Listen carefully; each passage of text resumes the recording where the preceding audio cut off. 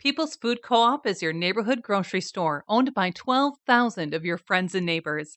They serve high-quality foods, natural products, and support local farmers, featuring organic produce, meat and seafood, house-made bakery, deli, and more. You don't have to be an owner to shop. Learn more at www.pfc.coop.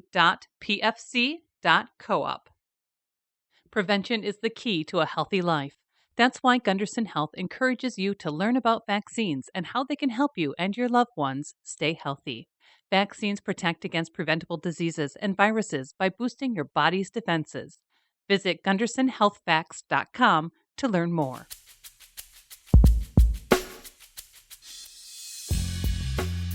We chatted with Dave Rogers of Dave's Guitar, celebrating 40 years in business. We talked about favorite guitars, famous musicians stopping by the store, playing the blues, and his upcoming show at Cheech's Dees Fest Family Music Festival.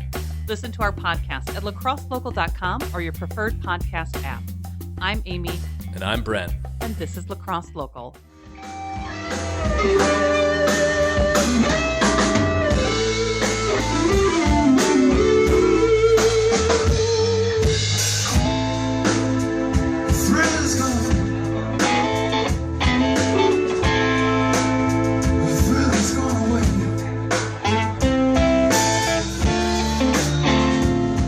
I was born and raised in Marshfield, Wisconsin, and I think the love of guitars came from my older brother, who I admired vastly, and he played in a very popular band around the area. I looked up to my older brother and totally got into all the guitars that he played, and he had all the albums. I mean, this would have been late 60s, early 70s, so it was like, Jimi Hendrix, Eric Clapton, Allman Brothers. I grew up listening to all that stuff, which was all guitar-oriented rock. Was it just a natural progression to go from just a fan of music, fan of guitars, into business that's been around for 40 years you're celebrating? Yeah, for 40 years now. It developed into a hobby/obsession fairly early on. I just kind of went crazy with it. And I always kind of bought and sold and traded guitars, even as a young teenager, I guess. But I tried to make a living playing guitar, but that was a pretty rough living, and it'd probably be even rougher now, I suppose.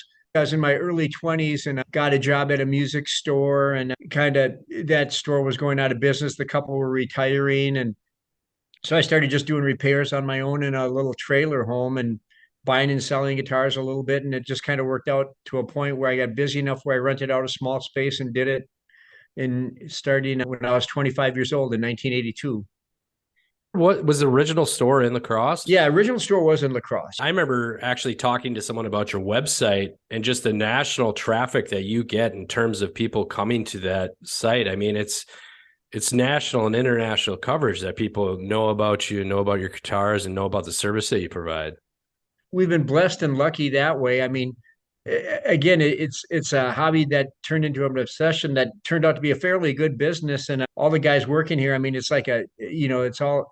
I have my guitar shop family now. I've got my true family and I've got my guitar shop family. It seems like you just have a number of folks just passing through your doors all these years, bands traveling through, coming there specifically to visit you in the shops.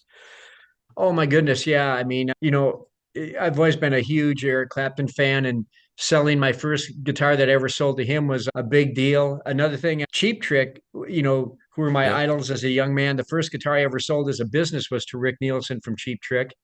And he's always kind of teased me like he got me started in the business.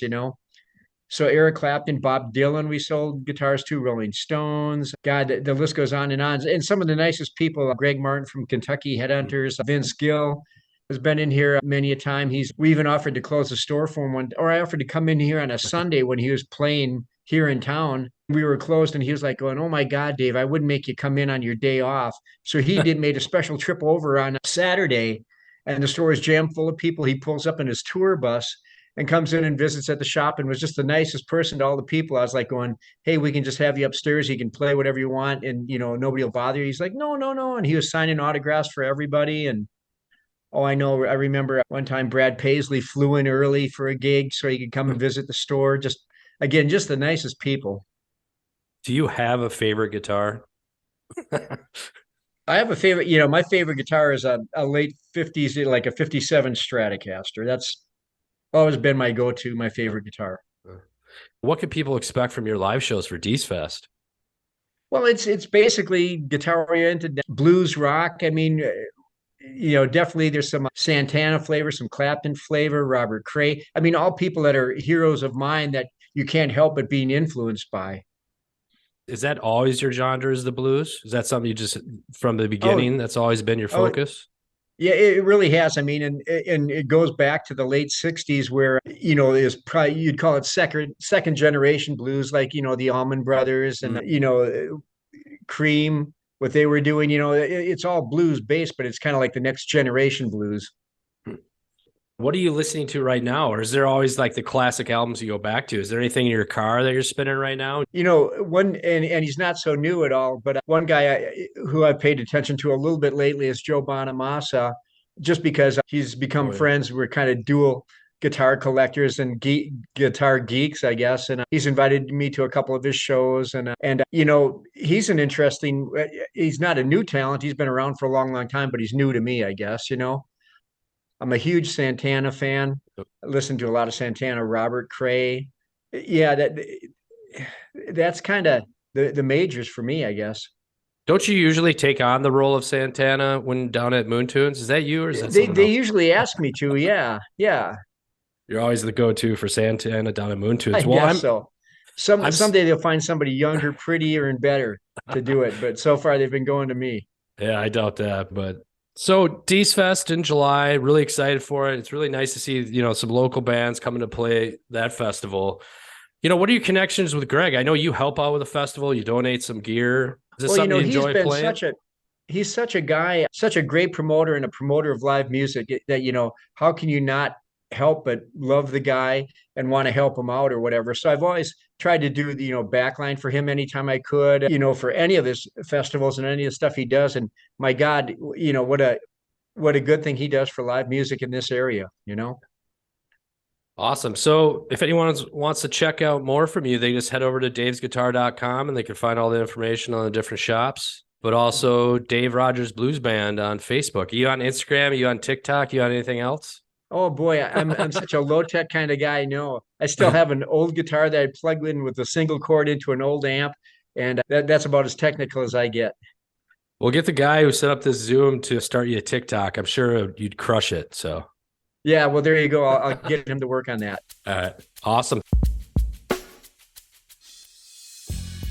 Lacrosse Local Podcast is a production of River Travel Media.